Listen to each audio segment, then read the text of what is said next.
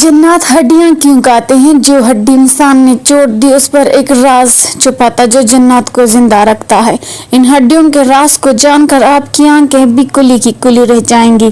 बिस्मिल्लाहिर्रहमानिर्रहीम। जन्नात इंसानों के बाद नहीं बल्कि इंसानों से बहुत पहले से मौजूद हैं।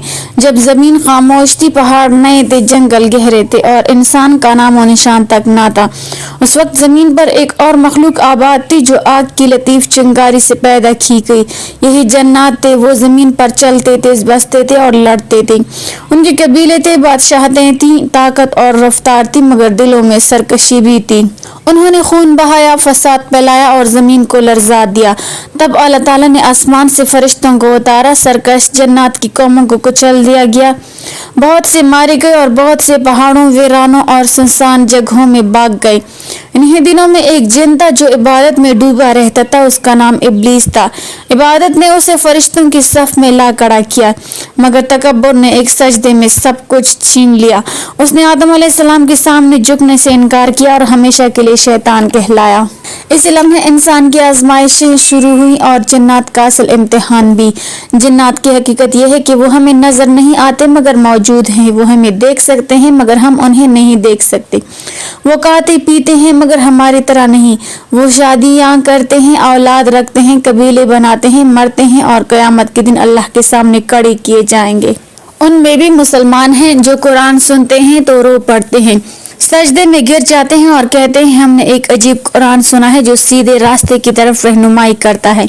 और उनमें काफिर भी हैं जो शैतान के रास्ते पर चलते हैं, वसवसे डालते हैं, खौफ फैलाते हैं और इंसान को कमजोर करने की कोशिश करते हैं।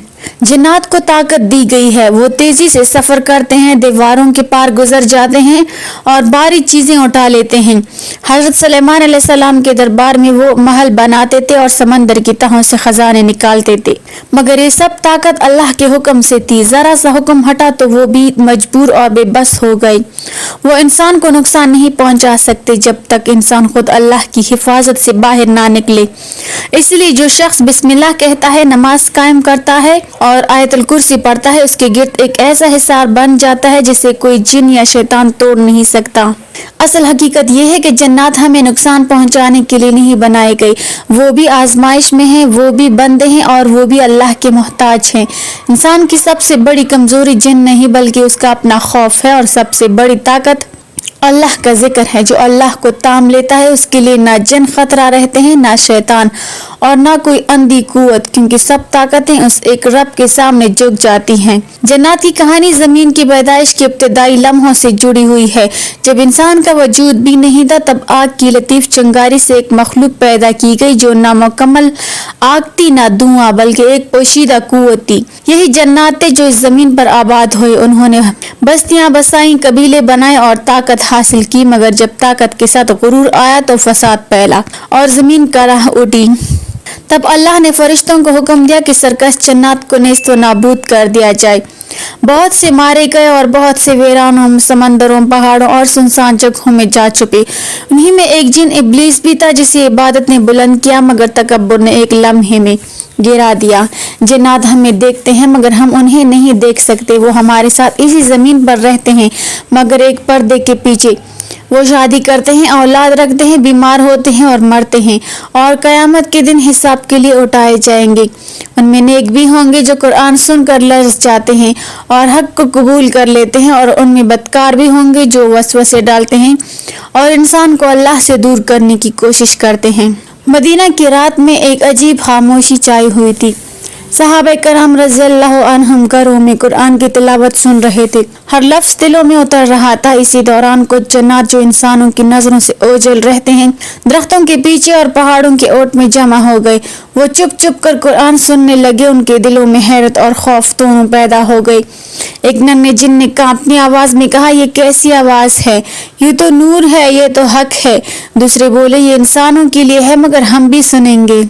ایک بزرگ جن نے کہا ہمیں اپنی قوم کو یہ پیغام دینا چاہیے، چنانچہ وہ ایمان لے آئے اور اپنی بستیوں کی طرف لوٹ گئے۔ انہوں نے اپنی قوم سے کہا ہم نے قرآن سنا اور یقین کر لیا کہ یہ ہدایت ہے۔ اسی پر اللہ تعالیٰ نے سورہ الجن میں فرمایا کہ جنات میں بھی کچھ ایمان لائے اور کچھ نہیں۔ یہ وہ لمحہ تھا جب انسانوں اور جنات کی دنیا ایک ساتھ حق کے سامنے جھک گئی۔ یہ واقعہ ہمیں بتاتا ہے کہ جنات بھی انسانوں کی طرح مکلف ہیں، انہیں بھی حق و باطل کی پہچان دی گئی ہے اور وہ بھی اللہ کے حکم کے پابند ہیں۔ اللہ کے ذکر کے سامنے سب بے بس ہیں۔ جنات کی خوراک کا تعلق قرآن و حدیث میں بیان کردہ حقیقت سے ہے اور یہ ہماری خوراک سے بالکل مختلف ہے۔ وہ عام مہینوں میں گوشت، سبزیاں، اناج نہیں کھاتے۔ اللہ تعالیٰ نے ان کے لیے ایک خاص رزق مقرر کیا ہے جس میں بعض اوقات وہ ہڈیاں اور گوشت شامل ہوتے ہیں جو انسان کے کھانے کے بعد باقی رہ جاتے ہیں، مگر یہ رزق ایک غیبی صورت میں ہوتا ہے۔ حدیث میں آتا ہے کہ جو ہڈی یا گوشت اللہ کے نام کے ساتھ استعمال کیا جائے وہ جنات کے لیے رزق بن جاتا ہے اور اس پر گوشت اگ آتا ہے جسے انسان نہیں دیکھ سکتا مگر جنات اسے خوراک کے طور پر حاصل کرتے ہیں۔ اس لیے نبی کریم صلی اللہ علیہ وسلم نے ہڈی اور گوبر سے استنجا کرنے سے منع فرمایا کیونکہ یہ جنات کا رزق ہے۔ یاد رکھیں ہر جن کی خوراک ایک جیسی نہیں ہوتی۔